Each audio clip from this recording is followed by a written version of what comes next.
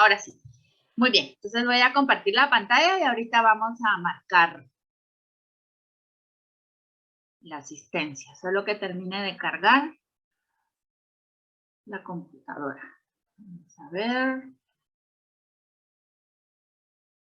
Muy bien. Entonces, ¿lo observan todos bien? ¿La pantalla? ¿Solo que me confirmen? Sí, doctora. ¿Sí está bien? Bueno, perfecto. Entonces, aquí tenemos el código de asistencia. Por favor, márquenlo y me dicen si todo está bien.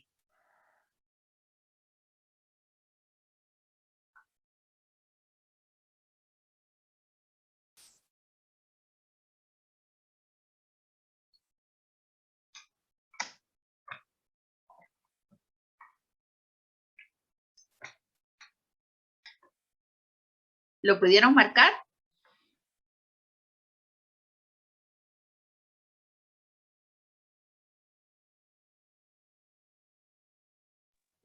Sí, licenciada, doctora, ¿Sí? perdón. Ah, va. Sí, licenciada, sí se pudo marcar. Muy bien. Qué bueno, sí. Que me daba pena que no lo hubiera podido reactivar a tiempo, pero ya lo hice. Qué bueno. Muy bien.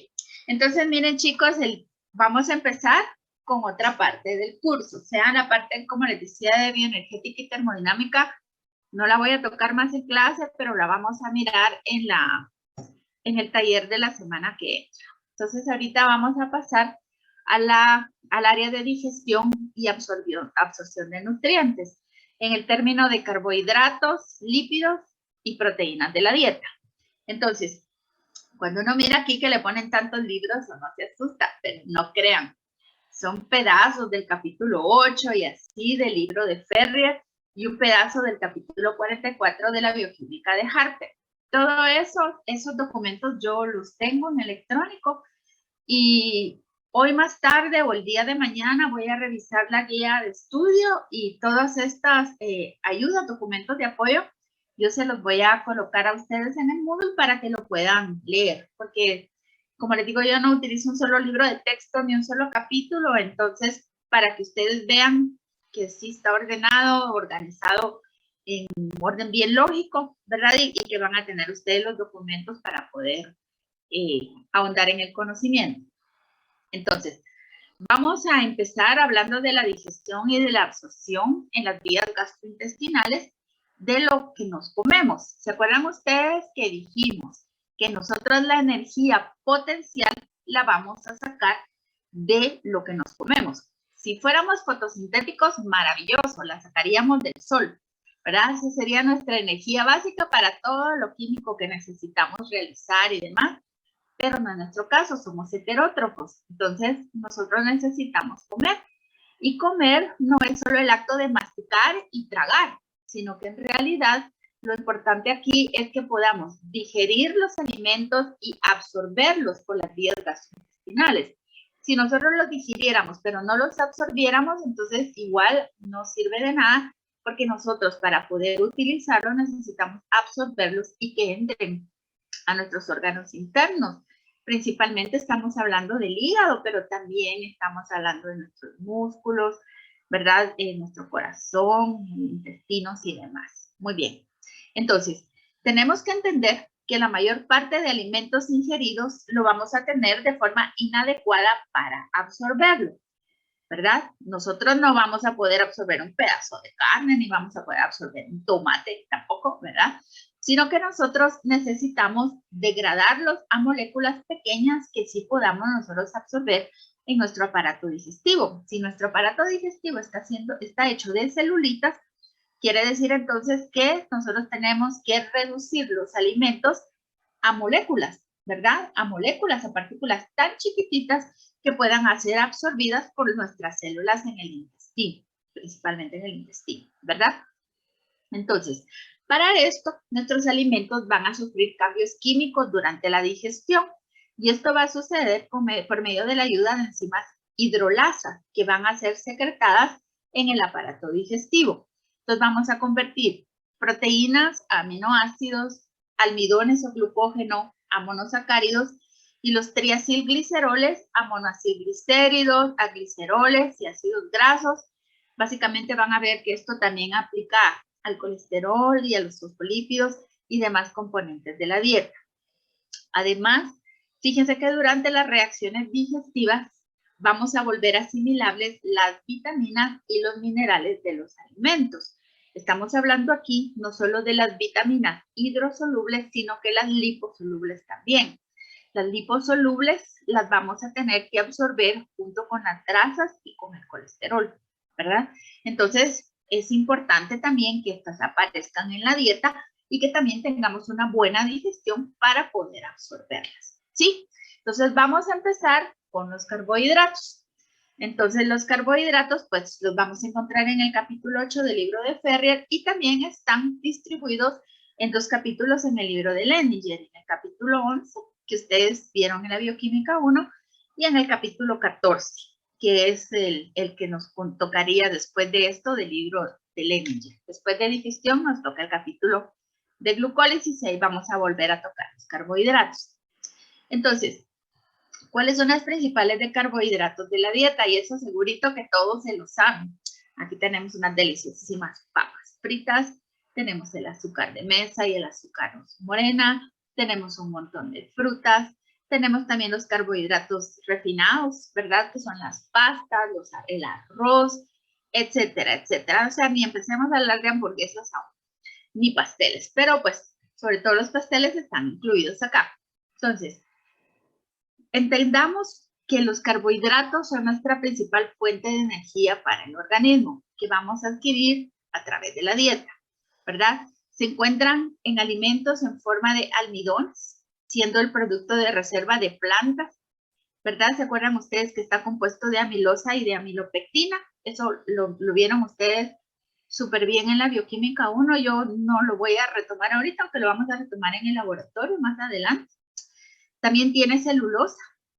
Ese no es que no lo comamos porque no somos rumiantes, ¿verdad?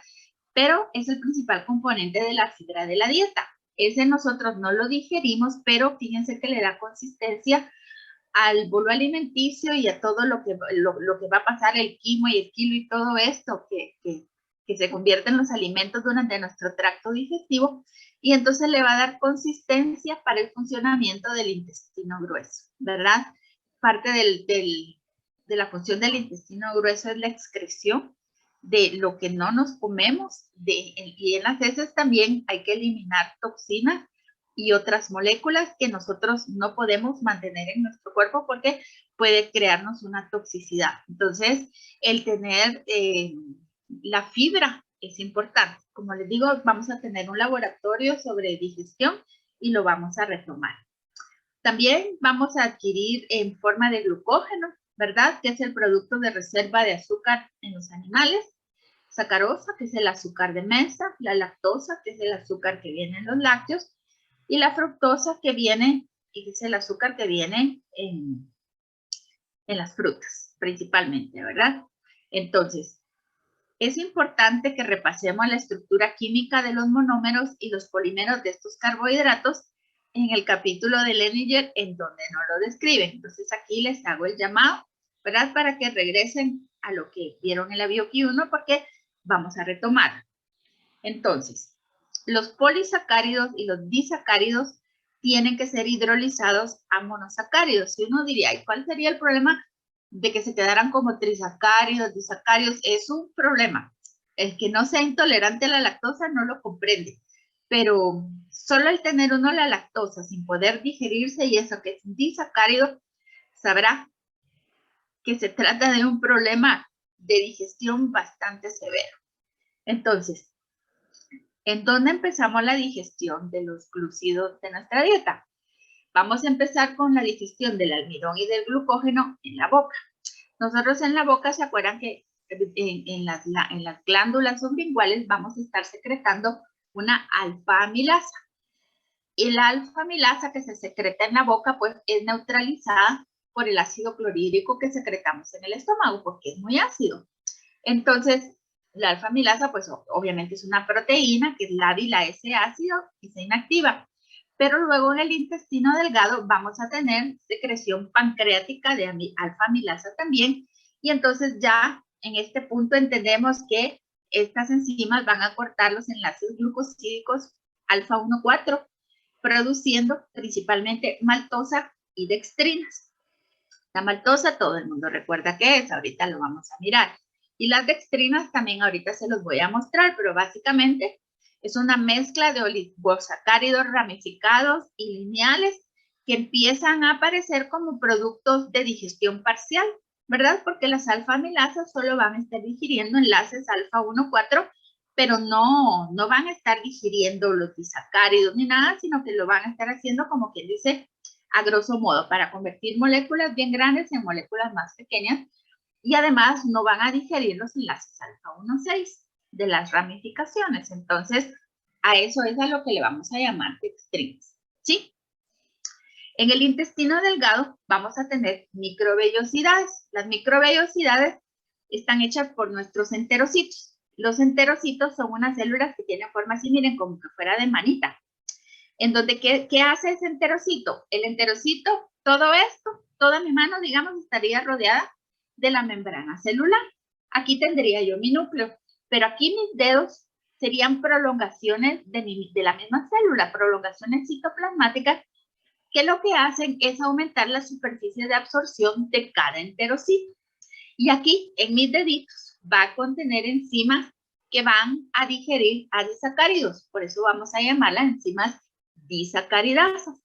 Y es así, van a degradar maltosa, van a degradar dextrinas, porque incluso algunas de ellas van a cortar enlaces alfa 1,6. ¿Sí?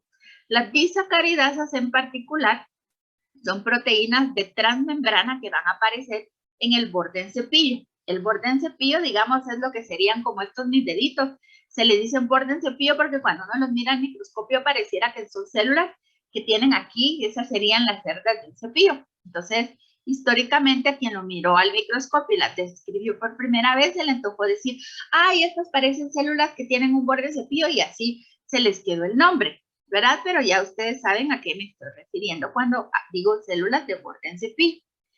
Y entonces, esas van a estar dirigidas hacia la superficie luminal de los enterocitos, es decir, cuando uno dice superficie luminal se refiere al tubo, ¿verdad? A la luz del tubo. Y entonces ahí son proteínas de transmembrana que van a estar digiriendo a los disacáridos para convertirlos en monosacáridos y así ya se pueden absorber. ¿Está bien? Entonces, aquí tenemos algunas estructuras. Les pongo esto nada más para comentarles que me sorprendí un poco cuando hice una búsqueda buscando la figura y todo, y me encontraba que en algunos lados definen una beta maltosa. Yo en realidad lo busqué en libros más serios, en algunos papers, algunas publicaciones más serias, y lo que he encontrado definido en esos libros más serios es solamente la alfa maltosa, ¿verdad? Entonces, es alfa maltosa porque las glucosas están unidas en enlace alfa 1,4, que es la que nosotros podemos digerir. Entonces, cuando ustedes vean esto, yo todo lo que miro, siempre antes de descartarlo, de aceptarlo, necesito investigarlo. Yo no encontré ningún libro serio que pudiera ser una beta maltosa, pero si ustedes lo encuentran, por favor, coméntenme y compártanme la publicación. Yo luego me quedé pensando, de pronto es una composición que se hace en la industria para producir algún producto particular, pero no lo sé. Entonces, se los pongo nada más porque a mí me gusta, no solo así como se decía antes, dictar una cátedra, no, sino que me gusta que lo discutamos y que veamos cosas que ustedes podrían encontrar y que los pudieran confundir, ¿verdad? Para que sepan ustedes que yo ya lo busqué. Y entonces aquí miramos el enlace alfa 1,4 y aquí este que me dice beta, igual veo el enlace alfa 1,4. Entonces, para que vean ustedes que no se debe uno dejar sorprender. En todo caso, pueden ustedes regresar al capítulo de Leminger en donde se lo muestra uno claramente, ¿sí? Entonces, aquí tenemos la maltosa. La isomaltosa se refiere a maltosas unidas con enlace alfa 1,6. Esta también la vamos a encontrar como parte de la degradación de los carbohidratos de la dieta. Y estas de acá que vemos son las dextrinas. Es decir, pueden ser glucosas unidas en enlace alfa 1,4, pero también van a tener ramificaciones en enlace alfa 1,6. ¿Sí? ¿Está bien? Entonces, ya ven ustedes, a esto me estoy refiriendo, estas son las estructuras, y si las vamos a buscar, las vamos a googlear, pues no nos vamos directamente a la Wikipedia, sino tratemos de buscar fuentes de buena calidad. Y Leninger es una fuente de muy buena calidad, pero en ocasiones se queda corto con lo que nos muestra con los ejemplos. Entonces, qué sé yo, buscar el libro de Harper es una buena referencia también, o el de Strike. Muy bien. Entonces, ya ven ustedes acá que las disacaridasas intestinales, entonces, me van a digerir. La dextrina me va a dar 2 glucosas. Son dextro, ¿verdad? Las glucosas que me van a dar. Cuando digiramos la maltosa, por medio de la maltasa, igual voy a obtener 2 dextroglucosas. Cuando cortemos la lactosa, por medio de la lactasa, voy a tener una galactosa y una glucosa. La sucrasa me va a convertir la sucrosa en fructosa y glucosa. Y la trealosa, que es un azúcar que podemos encontrar en setas y hongos, por medio de la trealasa, igual se va a convertir en glucosa. Entonces ya ven ustedes que aunque tengamos varios disacáridos, nosotros al final los productos de la digestión de carbohidratos se van a reducir a ser glucosa, galactosa y fructosa principalmente. ¿Sí? ¿Está bien? Entonces aquí tenemos a las células con borde en cepillo. Miren, y de verdad parece borde en cepillo. Parece como que tuviera así una peluca puesta o que fueran así los deditos de una mano. Entonces en este caso, por ejemplo, las lactasas están teñidas de puntitos negros. Son los puntitos negros que miramos acá. Y entonces esto podría ser las vellosidades intestinales de un niño de 10 años, ¿verdad? Que digiere la leche como que no tuviera mayores problemas. 8 años, 10 años, la lactasa no es ningún problema. Pero esto podrían ser las microvellosidades intestinales de un adulto de más de 50 años. Casi todos somos intolerantes a la lactosa, los mayores de 40, 50, incluso antes. Hay mucha gente que desde los 20 ya es intolerante a la lactosa. También produce intolerancia a la lactosa, por ejemplo, tener algunas infecciones intestinales severas que barren con las vellosidades del intestino, como por ejemplo el rotavirus, o podría ser Clostridium difficile, una shigellosis, por ejemplo. Entonces, ese tipo de infecciones intestinales que producen una diarrea súper severa y todo, muchas de ellas barren con las microvellosidades, y cuando se regeneran, ya cuando uno es un poquito mayor, ¿verdad? Ya no se regeneran las lactasas, perdón, y de ahí es que la intolerancia a la lactosa es tan común, de verdad. Entonces, no sé si tendrán alguna pregunta hasta acá. Si alguien la tiene, puede abrir su micrófono y preguntar. ¿No? Bueno. Doctora, una pregunta. Dígame, pregúnteme. Entonces, mire, la lactasa es secretada por el cuerpo, es lo que sirve para degradar la lactosa, digamos. No es secretada. Fíjese que en realidad, si usted se fija, la lactasa es una proteína, es una enzima. Y por eso es que acá atrás estábamos platicando, a ver, le voy a volver a poner la diapositiva, de que son proteínas de transmembrana, que aparecen en las células que tienen borde en cepillo.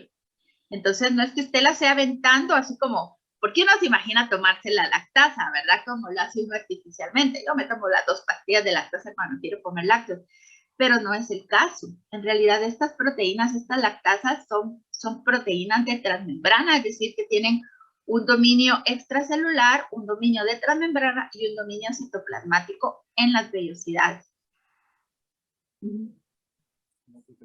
No sé si me explico. Sí. No sé si me escucha, es que a veces se me va el micrófono. Ajá, dígame.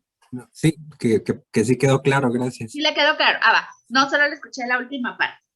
Le quedó claro a todo el mundo también. Entonces, no es que nuestros enterocitos estén así como secretando de forma soluble a las disacaridasas, no, ¿verdad? Sino que ya ven ustedes que son proteínas que vamos a tener en esas células, ¿verdad? Son proteínas que van a permitir la digestión. Muy bien. Dice, Entonces, doctora, dígame.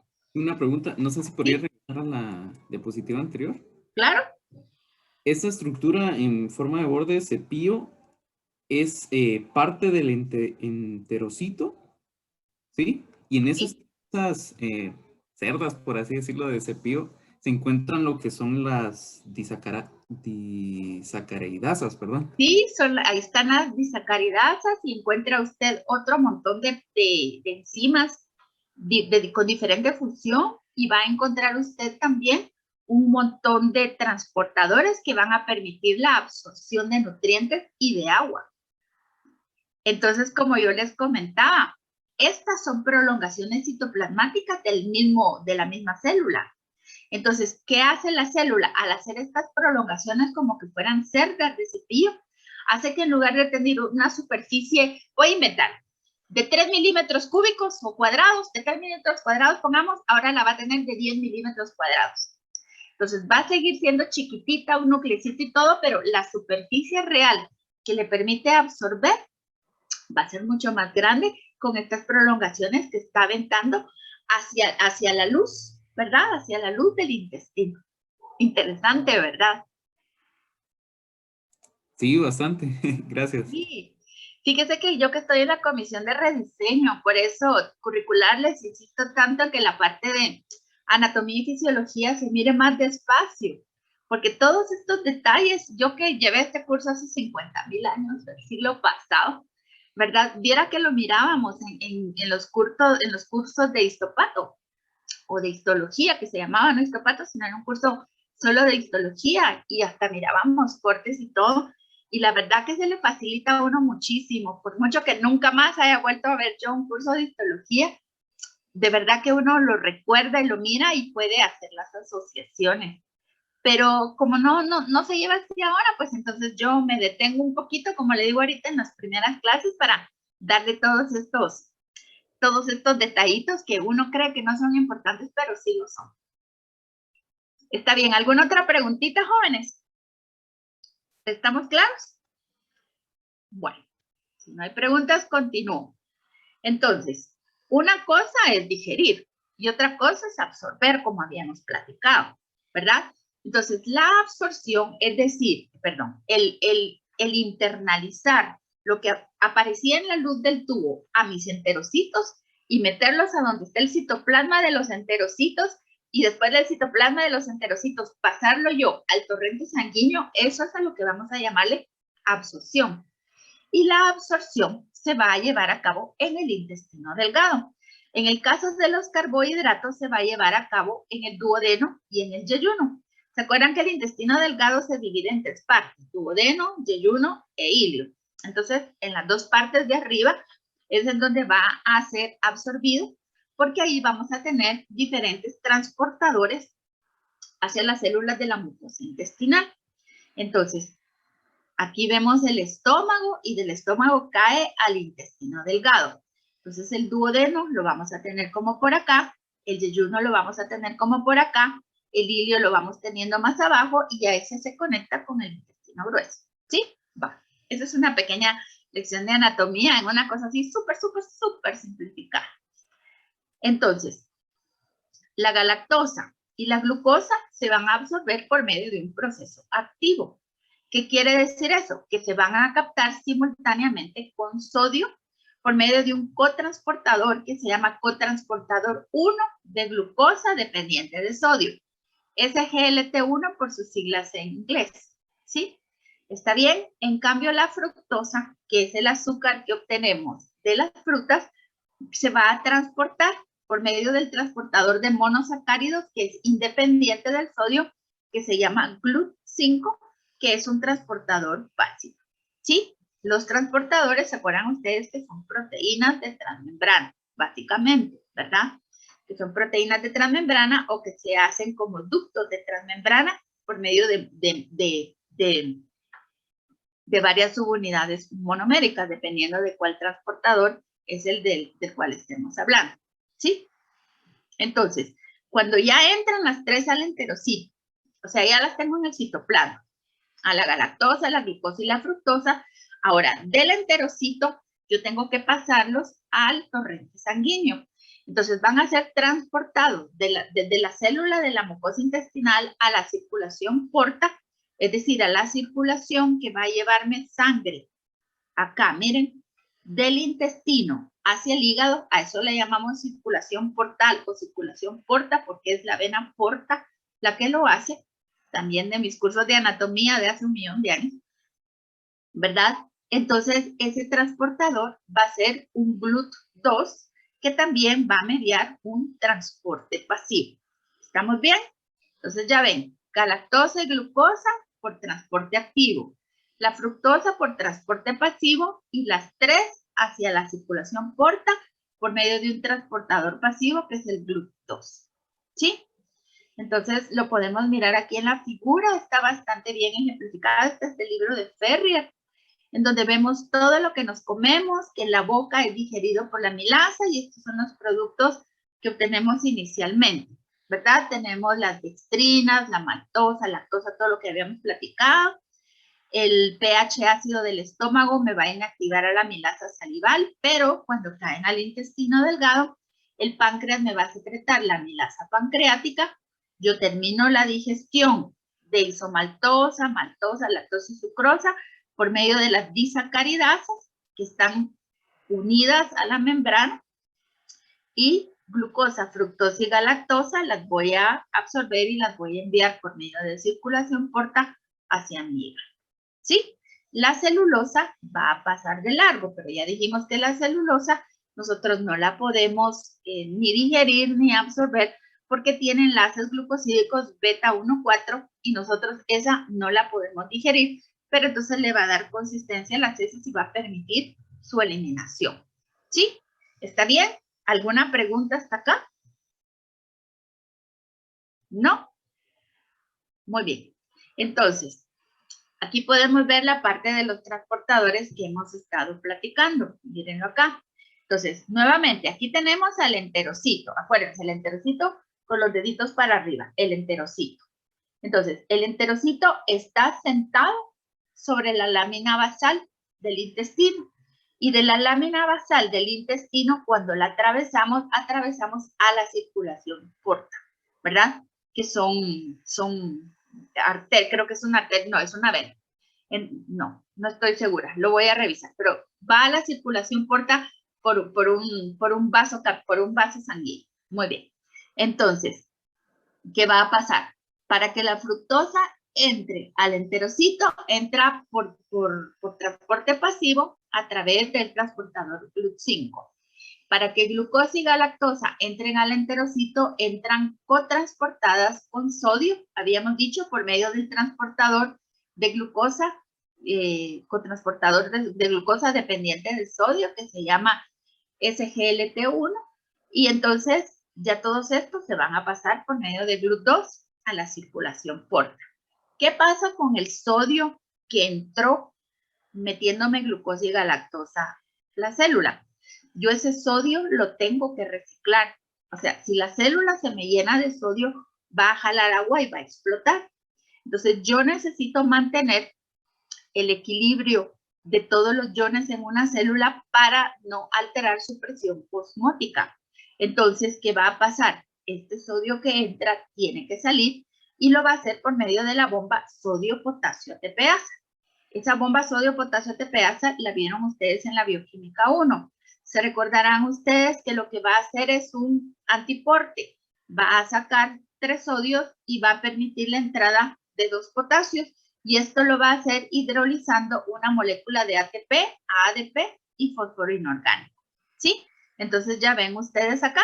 Aquí tenemos el borde en cepillo de la superficie luminal del enterocito. Entonces, esta es la superficie basal porque está sentada sobre la lámina basal, y esta es la superficie luminal del enterocito porque da hacia el lumen del tubo. El lumen significa la luz del tubo, es decir, a la parte que es hueca, digamos, de los intestinos. ¿Sí? ¿Tenemos esto claro todos? ¿Alguien no me entendió? ¿Alguien no se ubica en el enterocito? ¿Alguien no recuerda que es un antiporte o un sinporte? ¿Se podría repetir esa parte que dijo de los iones de sodio y potasio? Claro. Si yo estoy metiendo sodio a la célula y no lo saco, imagínense, es como que yo comiera un montón de sal. Cuando uno come un montón de sal, el sodio jala agua y entonces la célula se hincha y termina explotando. Entonces, la célula necesita mantener el equilibrio de la concentración de sodio intracelular bien a raya. Entonces, ¿cómo lo hace? El sodio es exportado nuevamente al intestino, ¿verdad? Por medio al intestino o a sangre, por medio de la bomba sodio-potasio TPasa, la cual hace un antiporte. Es decir, que por cada 3 sodios que saca, introduce a la célula 2 potasios y se llama bomba sodio-potasio TPasa porque entonces necesita de ATP para su funcionamiento. ¿Sí? Entonces mantiene el equilibrio sacando 3 sodios y metiendo 2 potasios y con eso no solo me va a mantener el equilibrio de los iones, sino que además me va a mantener la energía potencial de la membrana porque va a mantener afuera 2 cargas positivas y adentro 3 cargas negativas, 3 positivas y se acuerda que las está intercambiando y de esta manera la célula puede modular sus potenciales de acción y demás utilizando la bomba sodio-potasio TPasa. ¿Sí? No sé si con esto le queda más claro. Sí, gracias. ¿Sí? Bueno, entonces no me acuerdo de verdad si es arteria o es vena porta, pero les prometo que lo voy a ver y se los voy a poner en el foro de resolución de dudas del curso. Esta es una figura del libro de Leninger, es la figura 1144, y es exactamente lo mismo. Miren, exactamente lo mismo. Aquí estamos metiendo la glucosa, estamos metiendo el sodio en un simporte a la célula epitelial. Aquí nuevamente tenemos la superficie basal, que es la que está sentada sobre la lámina basal, aunque aquí no la miremos, que da directamente al torrente sanguíneo. Aquí tenemos la superficie apical o luminal, que así se le llama también apical, y aquí la que tenemos a los lados, pues se va a llamar superficie lateral o vasolateral, ¿sí? Entonces, ya ven ustedes lo mismísimo, saca 3 sodios y mete 2 potasios, aquí ya nos está mostrando claramente que lo está haciendo hacia el torrente sanguíneo, ¿sí? ¿Está bien? Entonces, ya ven ustedes que GLUT2 es un transporte pasivo uniporte, es decir, que va a salir a favor de su gradiente de concentración sin necesidad de utilizar ATP. Lo mismo aplica a GLUT5. Esos transportadores pasivos, ¿se acuerdan ustedes que esas son sus características principales? Eso es lo que se refiere al downhill efflux, ¿verdad? Que es la corriente, es salir a favor de su gradiente de concentración. Muy bien. Espero que todo el mundo tenga esto claro. Dígame. Sí, perdón, yo solo tengo una duda. Es que ahorita que estamos viendo esta figura, pues dice que el intercambio de la bomba de sodio-potasio se da en la superficie basal, pero en la imagen anterior, Lo pone acá. ajá, Yo pienso que puede ser en ambos lados. Cuando se hace aquí de lado, en realidad, usted lo que tiene a la par son otros enterocitos.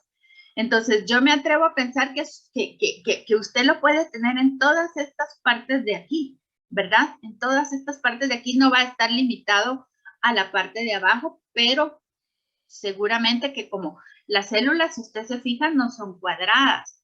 Entonces, como no son cuadradas, bien puede ser en estos puntos de aquí que son los vasolaterales, porque entre las dos no va a poderse, porque estaría usted haciendo intercambio con otros enterocitos de la par y eso sí no tiene sentido, ¿verdad? Entonces, pienso que está dibujándolos en estos puntos como de acá. muchas gracias, esa era mi duda. Sí, no, pero está bien, uno tiene que quitarse todas las dudas y ya que nos estamos poniendo moleculares, es una pregunta así ad hoc para el caso. ¿Alguna otra pregunta, chicos? ¿No? Bueno, entonces ya vimos todas estas cosas. Yo creo que ya estamos claros. Entonces vamos aquí con una votación, solo para saber. Si me dicen que no saben, los voy a acusar con jale. Nada, mentira. Vamos a ver, iniciemos la votación. A ver, respóndame. ¿Conoces la familia y función biológica de los transportadores de glucosa que se llaman GLUT? ¿Sabes en cuáles tejidos se encuentran cada tipo de transportador? Tienen un minuto para responder.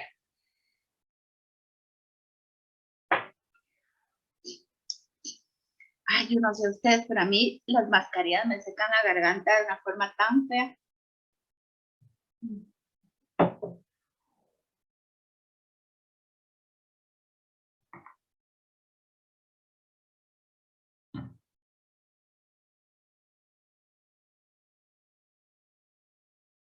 20 segundos faltan. Mira, doctora, que mi papá tuvo una infección en la boca por tanta mascarilla, probablemente, porque se acumulan las bacterias. Le creo. Yo soy asmática y viera que soy súper alérgica y a pesar de que tomo antihistamínicos todos los días de mi vida, no solo me afecta la garganta, sino también los ojos. Hay muchas personas que se la pasan con conjuntivitis, me contaban, porque entonces esa rayita que le topa a uno de la mascarilla con el ojo se está convirtiendo en un problema. Wow. Quiere ganas esto. Bueno, chicos, voten. Votó el 88%. ¿No van a votar más? Bueno, 90%. Recuerden que si no me retroalimentan, yo no los puedo apoyar. Entonces, miren acá. Con respecto a las transportadores GLUT, el 71% de ustedes lo reconoce, por lo menos se acuerda de que era la familia GLUT, que son los transportadores de glucosa y su función biológica. Tenemos 14 estudiantes que no lo recuerdan, pero entonces, si todos los demás lo recuerdan, yo les insto a que por favor lo vuelvan a revisar en la bioquímica, porque está en la sección de membranas biológicas y de transportadores. Para que lo lean, es bien bonito, es como un párrafo y medio y además es una tabla que yo necesito que ustedes conozcan, ¿verdad? Que lean también que los transportadores, aunque sean pasivos, van a tener una KT, que es una constante de transporte y que como constante que es un número que no va a variar, pero que sí me va a determinar cuál es la velocidad máxima a la que pueden funcionar dependiente del sustrato, ¿sí? De la concentración de sustrato. Eso es importante que lo sepan. Y también que recuerden que los que se llaman GLUT4 son dependientes de insulina y todos los demás independientes. Eso es algo que yo necesito que tengan muy claro cuando empecemos a ver la glucólisis. Entonces, todo el mundo está de acuerdo en que sí lo vieron en la bioquí, entonces a esos 14 estudiantes le pido favor que lo revisen. Y cuando dice aquí en cuáles tejidos se encuentra cada tipo de transportador, 9 de ustedes sí lo recuerdan, 13 no lo recuerdan, pero la mayor parte de ustedes no lo recuerda bien, pero saben dónde repasarlo. Creo que esa era la respuesta más bonita que podíamos dar, porque sí, en realidad uno puede olvidar en qué tejidos están, ¿verdad?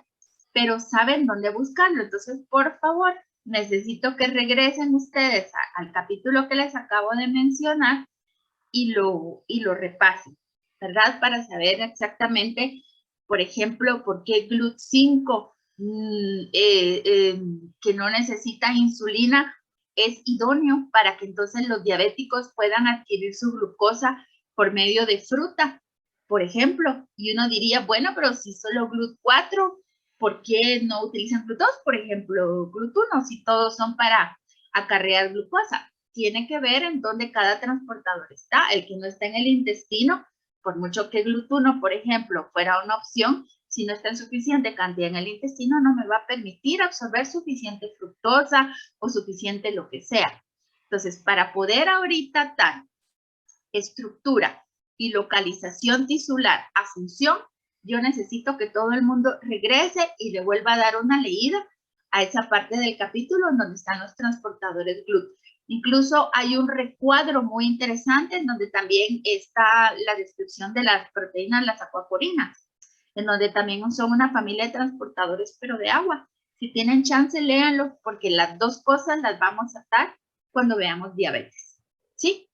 Entonces, déjenme ver la hora, faltan algunos minutos todavía, faltan 4 minutos. Entonces, para que vayamos terminando con la parte de los carbohidratos, les presento este cuadro de acá, en donde están las enzimas digestivas, sus sustratos y sus productos finales, y la fuente en donde van a estar para que ustedes vean cuál es la manera en que yo les recomiendo que estudien. O sea, yo les recomiendo que hagan sus cuadros sinópticos y que los pongan a la par de las figuras. Esa es la manera en que uno puede ir asociando, y cuando uno asocia y comprende, entonces memoriza sin necesidad de sufrir más de la cuenta. Entonces, por ejemplo, ¿cuál es la fuente? glándulas salivales y el páncreas, enzima, amilasa, que es la alfa-amilasa, su sustrato, almidón y glucógeno, y estos son sus principales productos finales. Luego en las microvellosidades de las células intestinales, del intestino delgado, ¿verdad? Tenemos sacarasa, maltasa, lactasa, trealasa y la isomaltasa, que también se llama 1,6-glucosidasa. Aquí tenemos los sustratos de los que hemos estado hablando, ¿verdad? Y tenemos acá entonces los productos finales. Entonces ya ven ustedes cómo la cuestión se convierte bastante sencilla cuando uno lo tiene de esta manera, bien organizadito, y le queda a uno bastante claro. ¿Tendrán alguna pregunta al respecto de esto? ¿No? Muy bien. Entonces yo siempre al final de cada una de las cuestiones les pongo preguntas, pero trato de irlas respondiendo a todo lo largo de la presentación. Entonces, la segunda parte de esta presentación es con respecto a los lípidos de la dieta. Igual, en Nelson y Cox están en el capítulo 21. No lo han visto ustedes. Y en el libro de Ferrier se toca un poco en los capítulos 16 y capítulos 19. No se preocupen que todo eso se los voy a enviar yo entre esta semana. Y entonces, para que aprovechemos los últimos minutitos de clase, que al final del curso nos van a hacer falta los minutos, recordemos que las fuentes de los lípidos de la dieta son estos que estamos mirando acá, entre muchos otros. Nuestra dieta, los lípidos de nuestra dieta son básicamente en su 90% triacilglicéridos o triglicéridos. También tienen colesterol, ésteres de colesterilo, tienen fosfolípidos, eso va a venir en la carne principalmente. Y tenemos ácidos grasos no esterificados, que son también llamados ácidos grasos libres.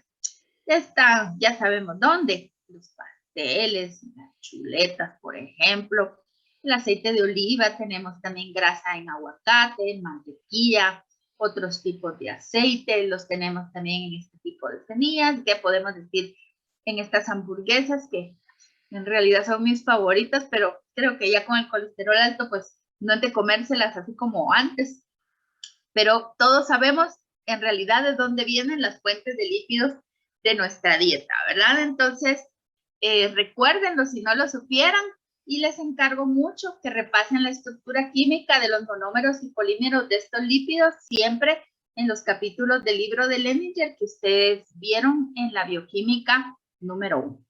Con esto termina la clase, ya son las 6 de la tarde. Si no tienen ninguna otra pregunta, entonces lo dejaríamos por acá y voy a cerrar la grabación. Recording stopped. Ya la terminé. ¿No tienen pregunta? Sí, la de membranas creo que era capítulo 11. Exacto, y la de transporte o es al final o es la siguiente. Muy bien, entonces si no tienen preguntas, terminamos la